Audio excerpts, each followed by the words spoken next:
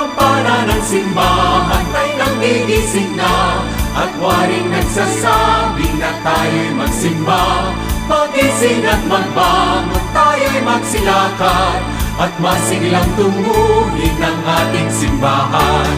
Ang kampana'y tuluyang nanggigising upang tayo lahat ay manalangin ng bendisyon.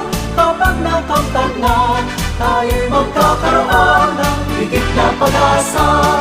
Inangis ng simbang gabi, huwag nating limutin, pagkat tayo'y may tungkulin sa pananalangin.